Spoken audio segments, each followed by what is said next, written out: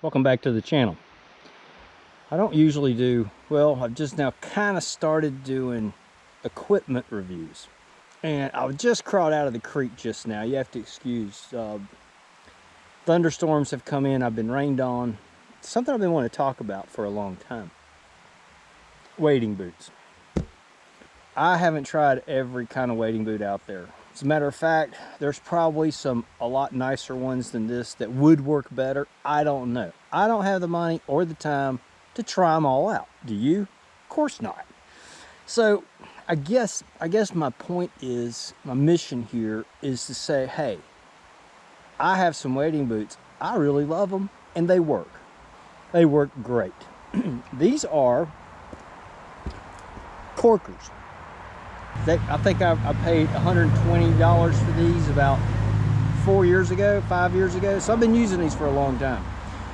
These things have lasted me many a trip. As a matter of fact, I've wore the felt sole down to, I'm gonna have to replace it. These Corkers, they have other models than this. Let's see, this is the style name is the Red Side.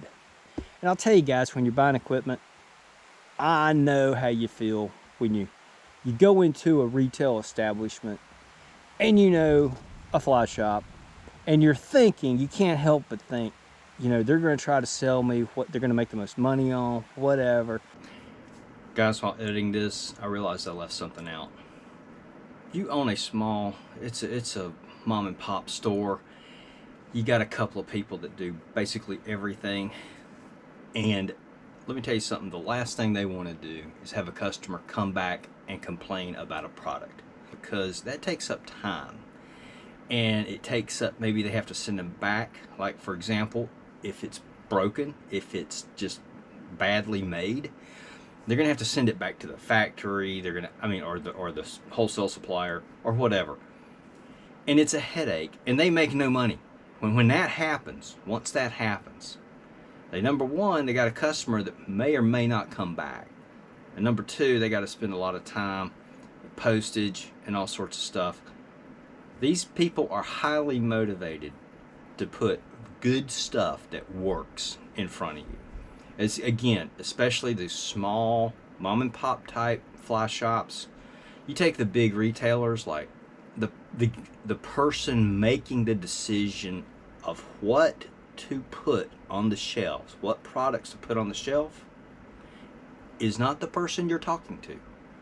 These big outlets, the guy making the decision of what to put on the shelf, he is states away in some headquarters in Manhattan or wherever. You know what I mean? He might not even fly fish, okay? With these mom and pop stores, you're talking to people who, they fish with this stuff. They guide with this stuff. They know what works. So keep that in mind when you get a little bit of a sticker shock. I know, I have. Many a time. Anyway, I just wanted to throw that in. And I said I need a good wading boot, because I have found this out. I have tried the cheap wading boots. I have tried, I don't know, some of you guys remember, and I guess they still make them. The Borger boots. Yeah, this was like 1990, 1991. The Borger boots first came out. They were like $100, and I was like, that's insane.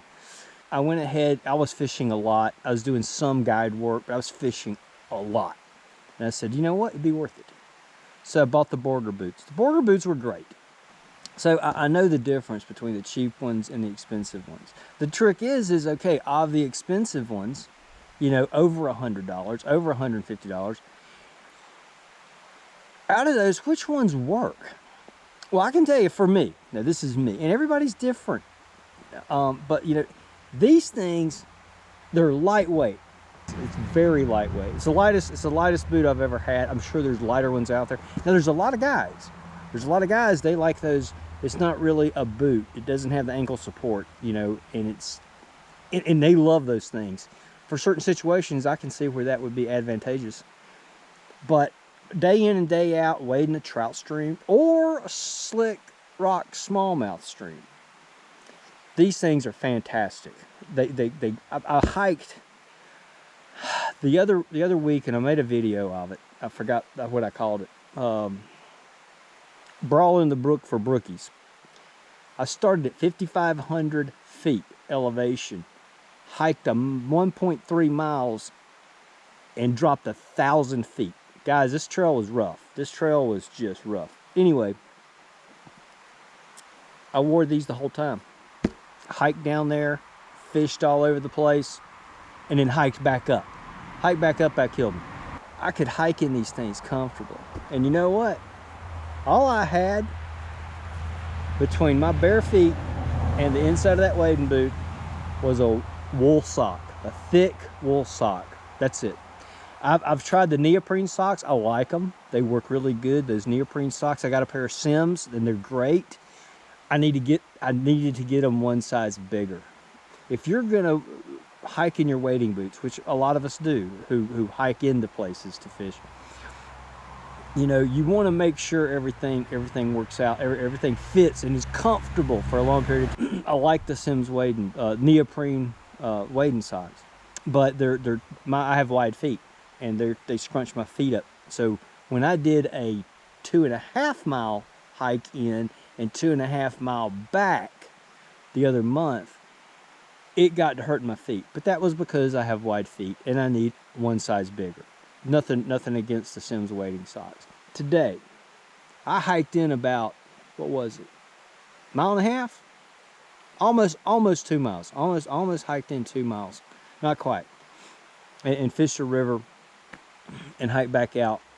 Just these socks, just these corkers, they work great. These things are lightweight, guys. They are fantastically, and this is they got full support. You know, this is a high top. It's a high top. Anyway, one of the cool things about the corkers, as I mentioned, my felt is getting thin, guys. It's getting thin. It's going to be about time. So what do? Now, I don't know about you guys. You remember in the past when you'd have to try to glue new felt on your wading boots? Half the time it wouldn't work, and it was a pain in the butt. And you had to find a guy who did it a lot to get a good one. Well, check this out. This is what I love about the corkers. See this? This is going to be funny. If I can get it off, which is a good thing, that it's hard to get off.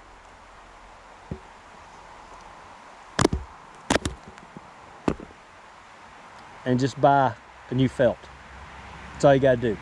Now, these things come in, and I've never had it get loose, ever. I mean, 4 or 5 years I've been using these. No problems at all.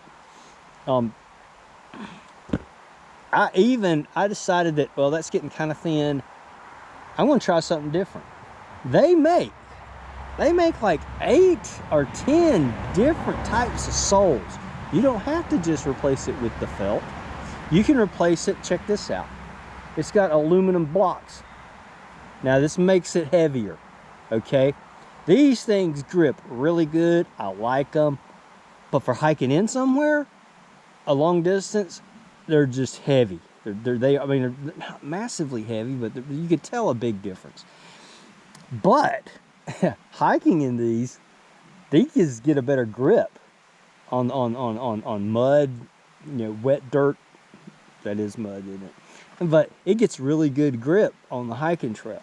Whereas this, you guys know how it is. You're trying to get from the trail into the river, and it's a steep bank, and these things can slide on you, you know.